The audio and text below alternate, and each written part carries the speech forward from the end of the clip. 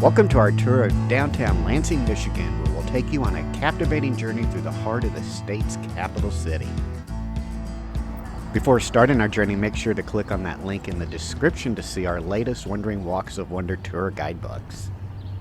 Our walk begins here in downtown Lansing, Michigan, where we see that this is Lansing's first capital and city, as well as the area where the first Capitol building was constructed.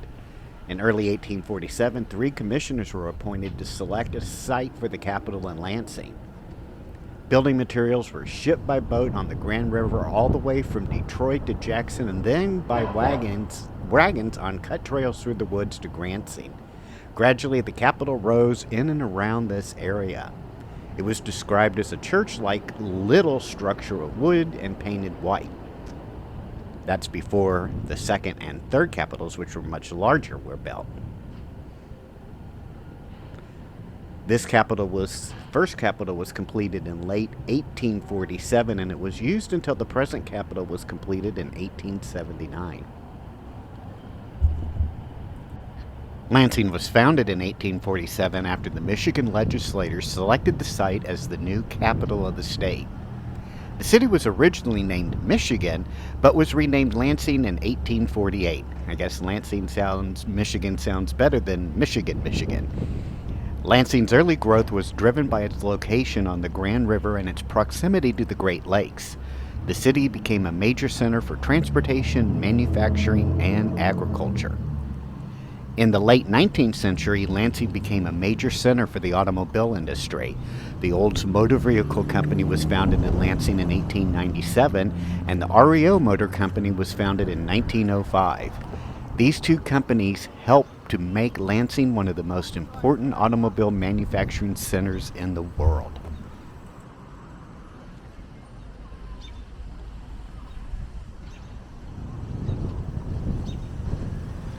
This tall building that we see here is the Capitol Bank Tower, also known as the Bogey Tower.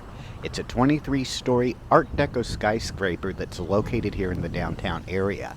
It was completed in 1931 and was the tallest building in Michigan outside of Detroit until the 1960s.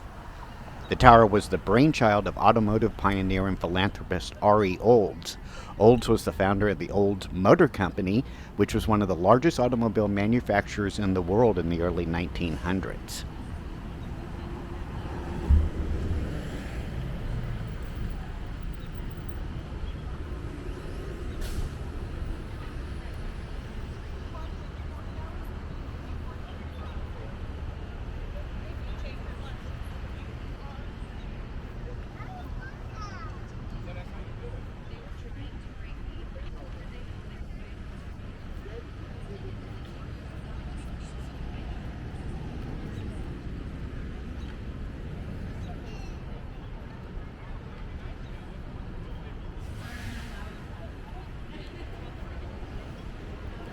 The centerpiece of our walking tour here in downtown Lansing is the Michigan State Capitol building.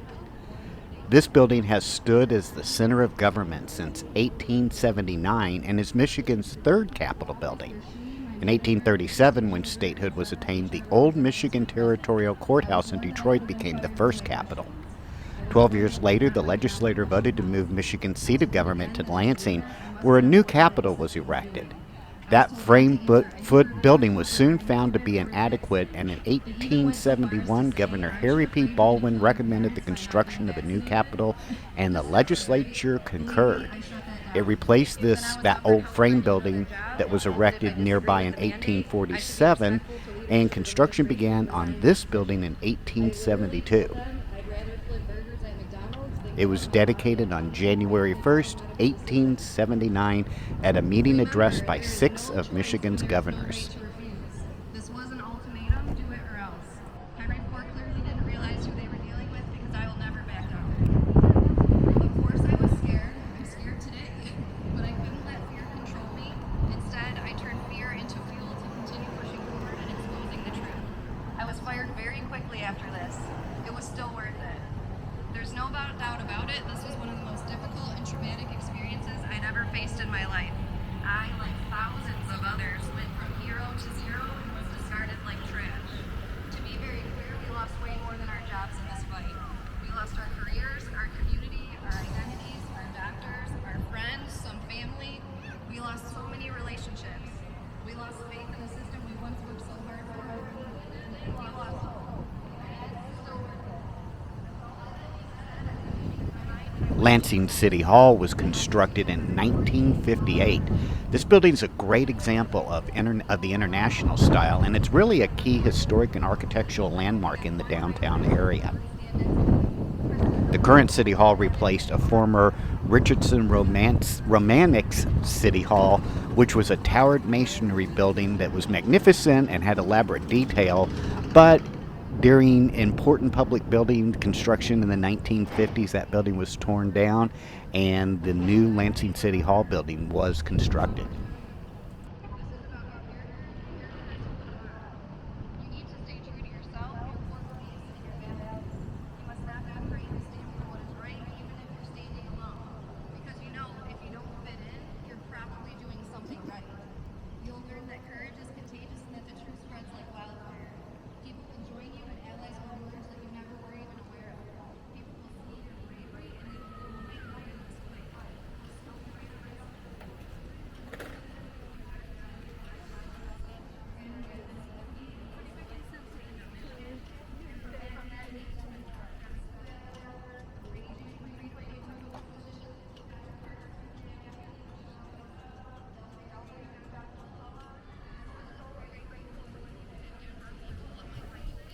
We're now looking at St. Paul Episcopal Church.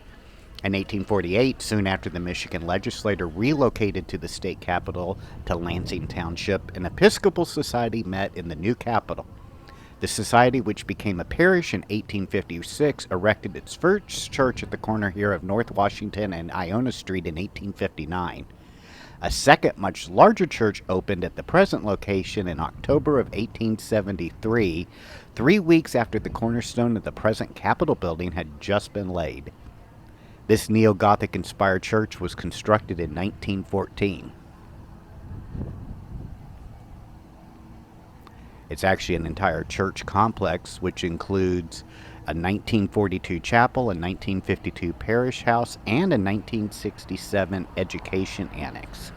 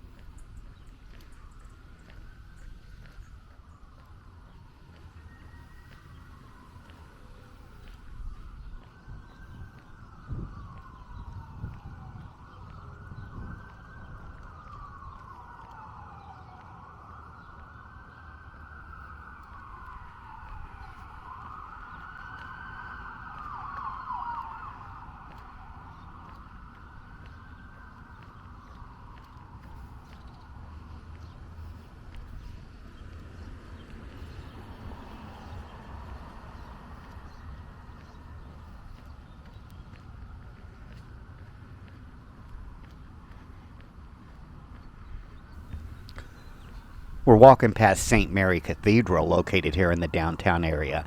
This is a significant religious and architectural landmark in the entire region. St. Mary's Cathedral, officially known as the Cathedral of St. Mary of the Assumption, was established in 1866. The current cathedral building was constructed in 1913 in the neo-Gothic architectural style, known for its pointed arches and intricate ornamentation. The cathedral's design is a testament to the beauty and grandeur of Gothic Revival architecture. It features towering spires, elegant stained glass windows, and intricate stone carvings.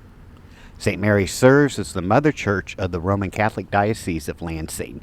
It's the spiritual center for Catholics in the area and the seat of the bishop.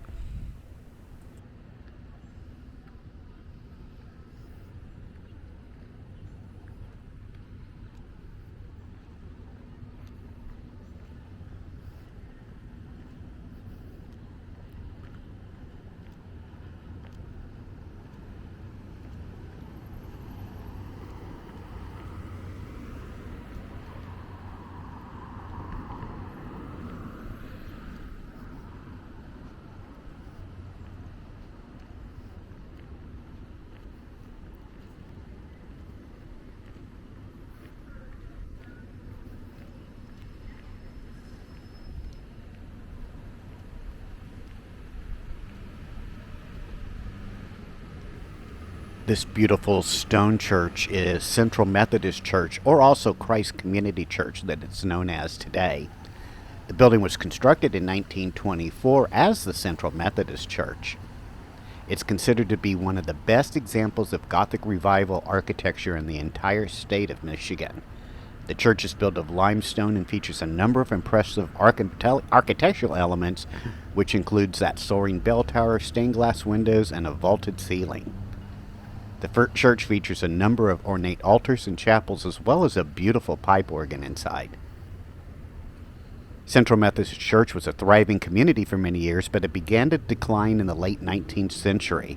The church was eventually closed in 2000, and the building was purchased by Christ Community Church, a non-denominational church that had been meeting in various locations in Lansing. The church was renovated and meetings began here in 2003.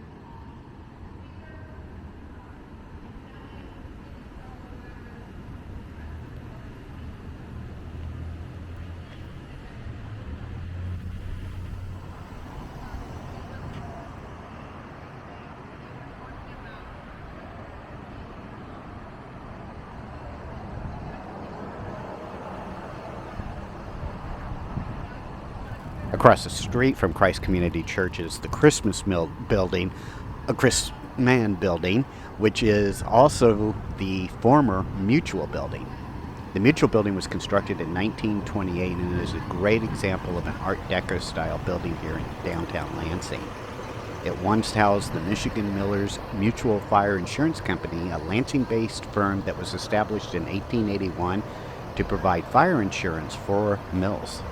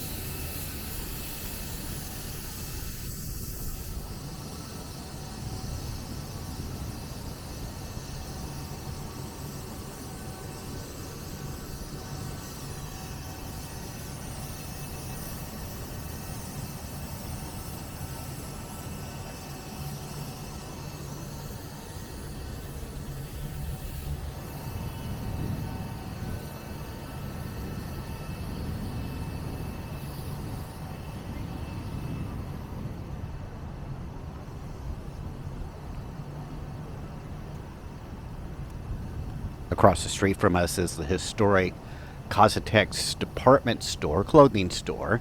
That store was founded in 1865 by a Lithuanian immigrant named Max Kozachek. The store has a long and storied history in downtown Lansing, and it's one of the city's oldest retail establishments. The store is renowned for offering high-quality men's clothing and accessories and has a great reputation for its fine suits, formal wear, sportswear, and other men's fashion items. Next door to the store is the Comerica Bank building, which was built in 1931 and originally was the City National Bank building.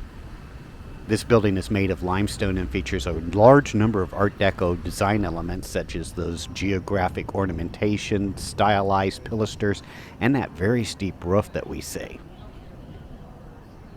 The City National Bank building was one of the tallest buildings in Lansing when it was built, and it was a symbol of the city's prosperity. The bank was a major player in the Lansing economy for many years, and the bank was home to the bank's headquarters until 1993. In that year, the bank was acquired by Comerica Bank, and the building was renamed the Comerica Bank Building. Comerica Bank is still headquartered in the building today.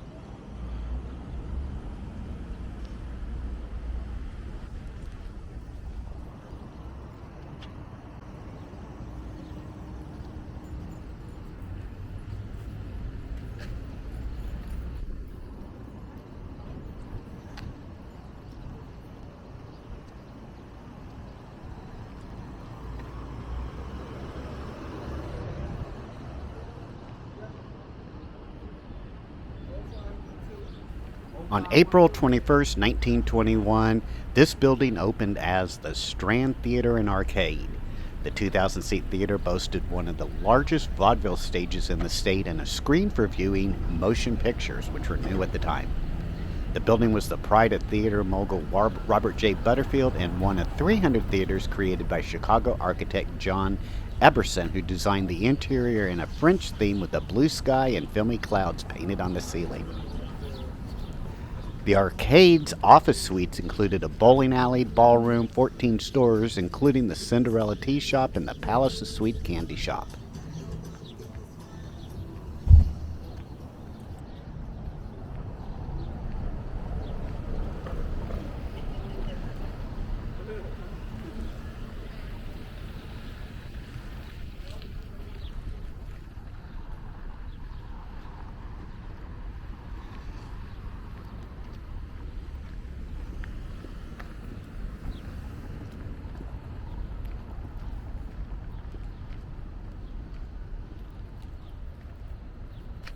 Another building that's hard to miss here in the downtown area is the Knapp Center, which was formerly known as Knapp's Department Store.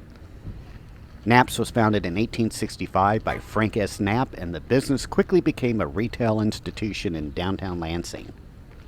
The Knapp building, as it stands today, was constructed in 1937. It's a great example of Art Deco style characterized by that geometric and decorative shape that we see on the building's outside. For many years, Knapp's department store was a bustling retail hub in Lansing, offering a wide range of merchandise, including clothing, housewares, and much more. It was a beloved destination for shoppers in the entire region.